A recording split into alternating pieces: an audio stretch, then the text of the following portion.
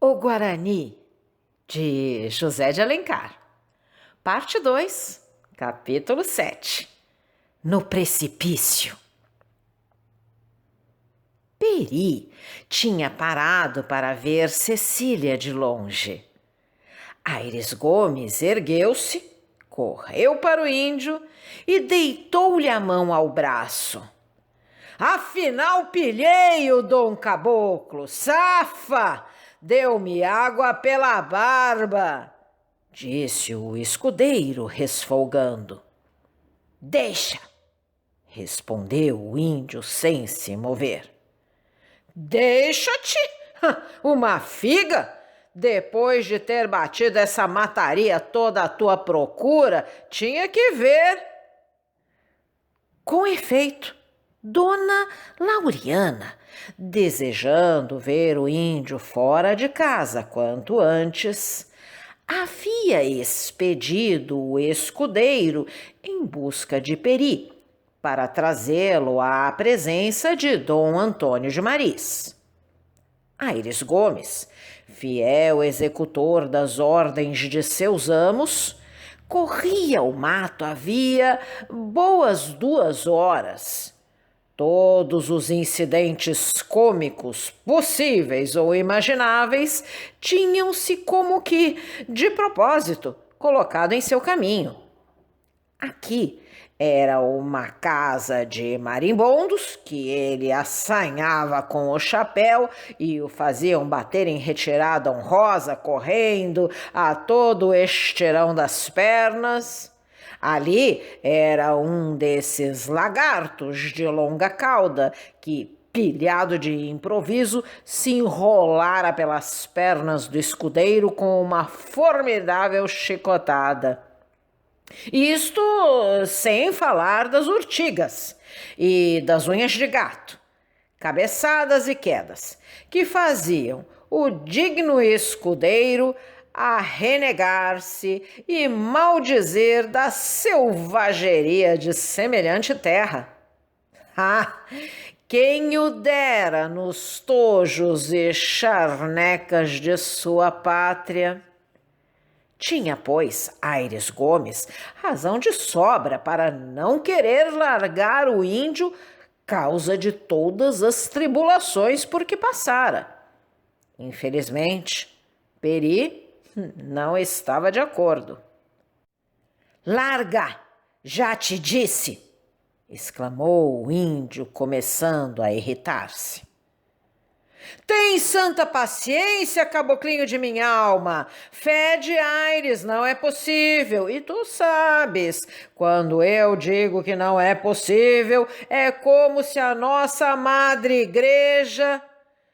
Que diabo ia rezar-lhe? Ah, que chamei sem querer a madre igreja de diabo.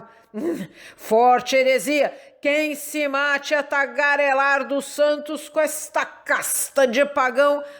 Tagarelar dos santos! Virgem Santíssima, estou incapaz, cala-te boca, não me pies mais. Enquanto o escudeiro desfiava esse discurso, meio solilóquio, no qual havia ao menos o mérito da franqueza, Peri não o ouvia, embebido como estava em olhar para a janela.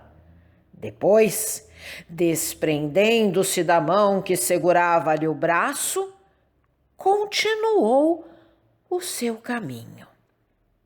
Aires acompanhou-o pisada sobre pisada, com a impassibilidade de um autômato.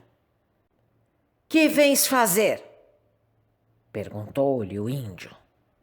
E esta, seguir-te e levar-te à casa é a ordem? Peri vai longe. Ainda que vás ao fim do mundo, é o mesmo, filho.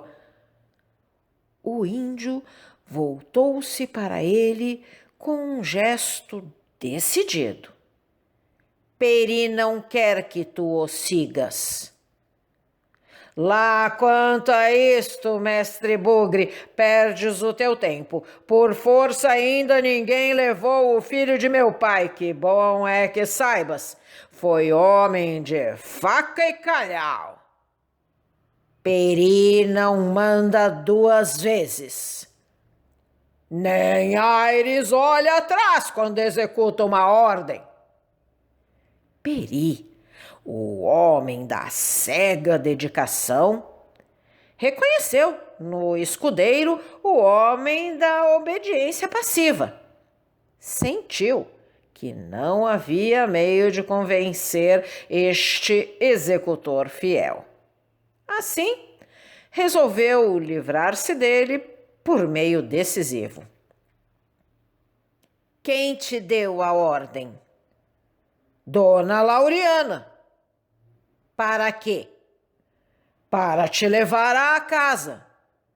Peri vai só. Veremos. O índio tirou a sua faca. Ei! Gritou o escudeiro. A conversa vai agora nesse tom? Se o senhor D. Antônio não me tivesse proibido expressamente, eu te mostraria. Mas podes matar-me que eu não arredo o pé. Peri só mata o seu inimigo e tu não és. Tu teimas, Peri te amarra. Como? Como ela é isso? O índio começou a cortar com a maior calma um longo cipó que se engranzava pelos galhos das árvores. O escudeiro, meio espantado, sentia a mostarda subir-lhe ao nariz.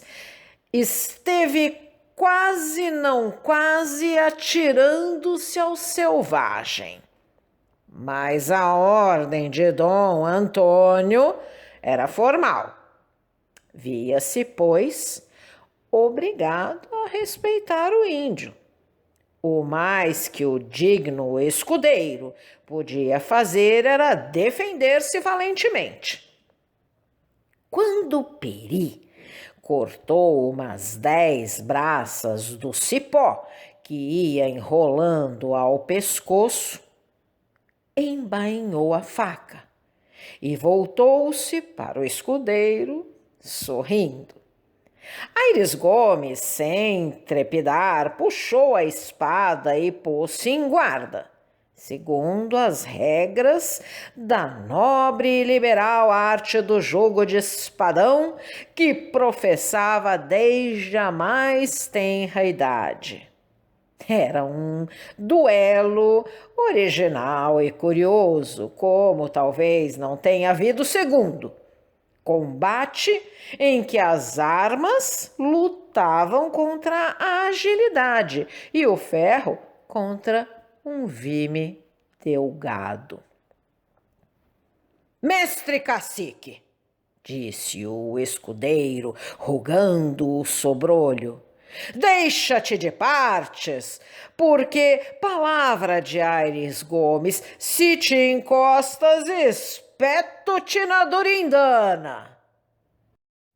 Peri estendeu o lábio inferior em sinal de pouco caso e começou a voltear rapidamente em torno do escudeiro num círculo de 6 passos de diâmetro que o punha fora do alcance da espada.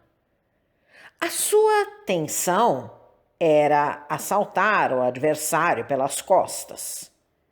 Aires Gomes, apoiado a um tronco e obrigado a girar sobre si mesmo para defender as costas, sentiu a cabeça tontear e vacilou. O índio aproveitou o momento, atirou-se a ele, pilhou-o de costas, agarrou-o pelos 2 braços e passou a amarrá-lo ao mesmo tronco da árvore em que estava encostado. Quando o escudeiro voltou a si da vertigem, Uma rodilha de cipós ligava-o ao tronco, desde o joelho até os ombros. O índio seguira seu caminho placidamente. Bugre de um demo, perro infernal! Gritava o digno escudeiro. Tu me pagarás com língua de palmo!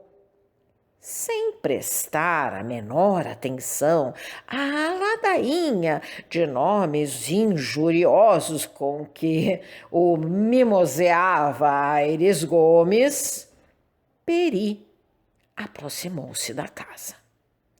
Via Cecília, com a face apoiada na mão, a olhar tristemente o fosso profundo que passava embaixo de sua janela. A menina, depois do primeiro momento de surpresa em que adivinhou o ciúme de Isabel e o seu amor por Álvaro, conseguiu dominar-se. Tinha a nobre altivez da castidade. Não quis deixar ver à sua prima o que sentia nesse momento. Era boa também. Amava Isabel e não desejava magoá-la. Não lhe disse, pois, uma só palavra de exprobação nem de queixa. Ao contrário, ergueu-a, beijou-a com carinho e pediu-lhe que a deixasse só. Pobre Isabel, murmurou ela, como deve ter sofrido. Esquecia-se de si para pensar em sua prima. Mas as lágrimas que saltaram de seus olhos e o soluço que fez arfar os seios mimosos a chamaram ao seu próprio sofrimento. Ela, a menina alegre, feiticeira, que só aprendera a sorrir. Ela, o anjinho do prazer que bafejava tudo quanto a rodeava, achou um gozo inefável em chorar. Quando enxugou as lágrimas, sofria menos. Sentiu-se aliviada. Pôde então refletir sobre o que havia passado. O amor revelava-se para ela sob uma nova forma. Até aquele dia, a afeição que sentia por Álvaro era apenas um enleio que a fazia corar e um prazer que a fazia sorrir. Nunca se lembrara que esta afeição pudesse passar daquilo que era e produzir outras emoções que não fossem o rubor e o sorriso. O exclusivismo do amor, a ambição de tornar seu e unicamente seu o objeto da paixão, acabava de ser-lhe revelado por sua prima. Ficou por muito tempo pensativa. Consultou o seu coração e conheceu que não amava assim.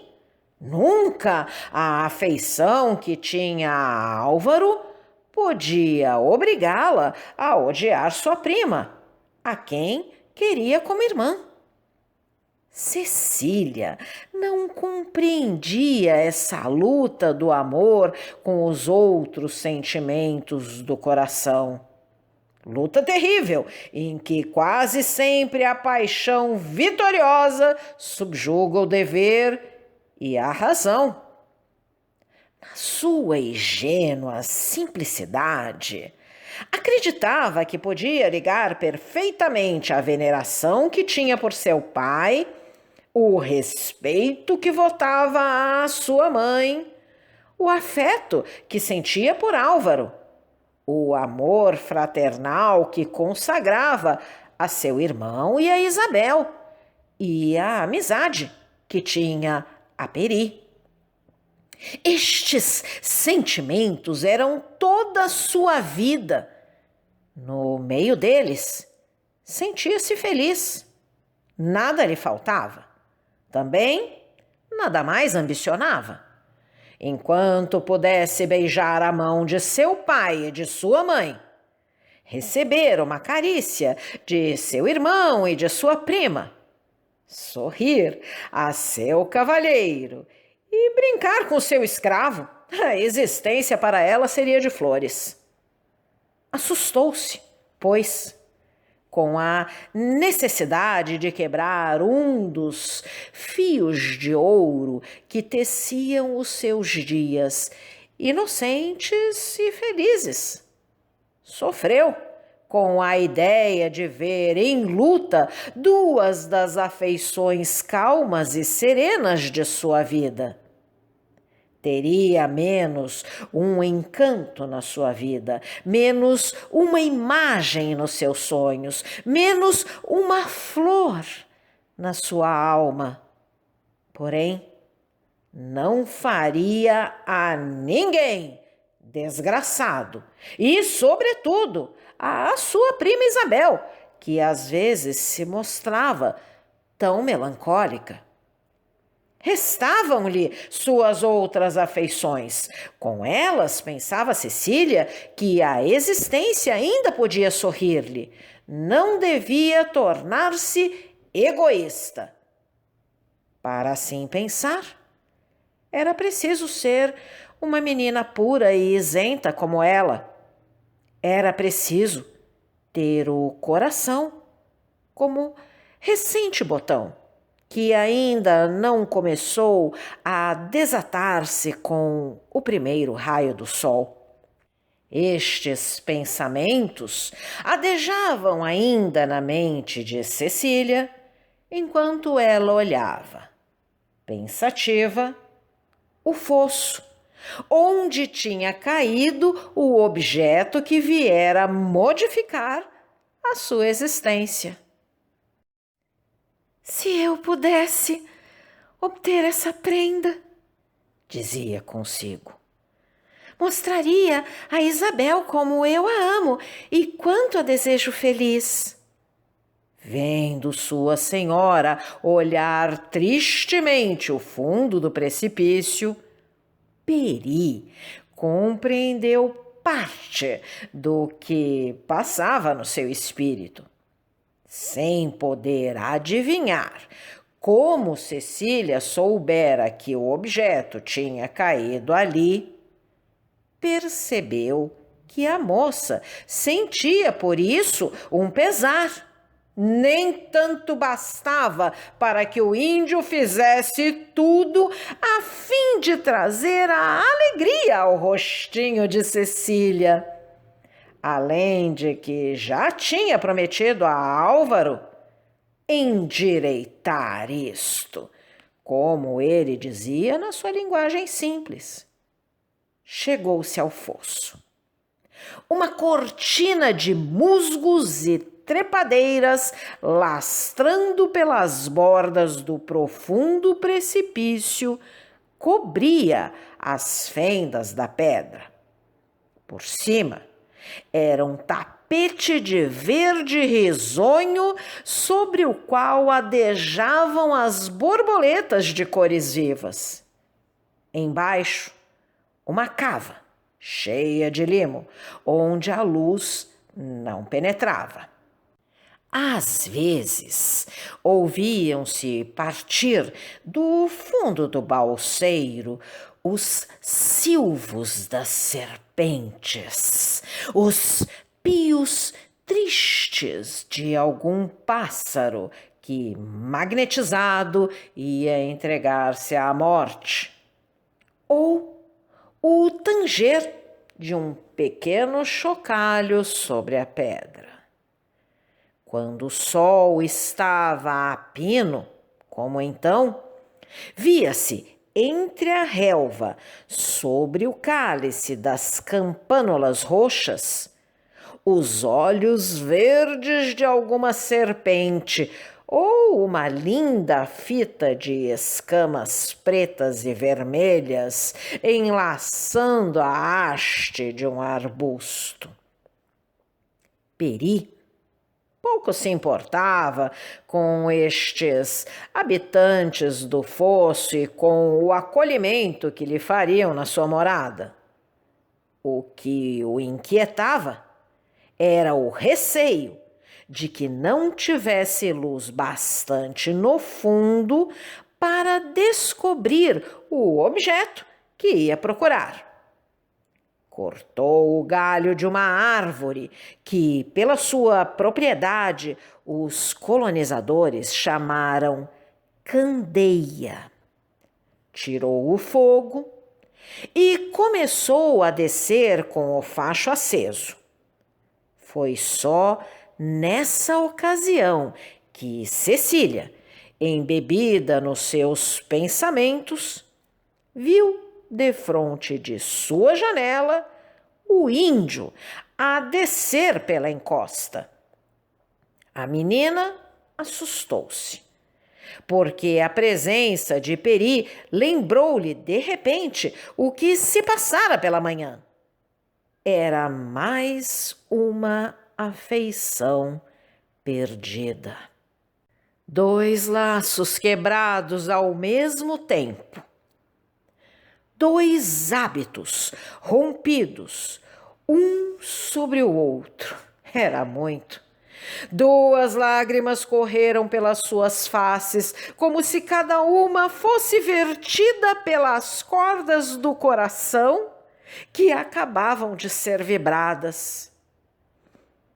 Peri! O índio levantou os olhos para ela. Tu choras, senhora, disse ele, estremecendo. A menina sorriu-lhe, mas com um sorriso tão triste que partia a alma. Não chora, senhora, disse o índio suplicante. Peri vai te dar o que desejas. O que é o desejo? Sim, Peri sabe. A moça abanou a cabeça. Está ali, e apontou para o fundo do precipício. Quem te disse? Perguntou a menina admirada. Os olhos de Peri. Tu viste? Sim. O índio continuou a descer. Que vais fazer? Exclamou Cecília, assustada. Buscar o que é teu. Meu? Murmurou melancolicamente. Ele te deu? Ele quem? Álvaro. A moça corou, mas o susto reprimiu o pejo. Abaixando os olhos sobre o precipício, tinha visto um réptil deslizando pela folhagem e ouvido o murmúrio confuso e sinistro que vinha do fundo do abismo. Peri, disse, empalidecendo, não desças, volta. Não, Peri não volta sem trazer o que te fez chorar. Mas tu vais morrer. Não tem medo. Peri, disse Cecília com severidade, tua senhora manda que não desças. O índio parou indeciso. Uma ordem de sua senhora era uma fatalidade para ele. Cumpria-se irremissivelmente. Fitou na moça um olhar tímido. Nesse momento, Cecília, vendo Álvaro na ponta da esplanada, junto da cabana do selvagem, retirava-se para dentro da janela corando. O índio sorriu.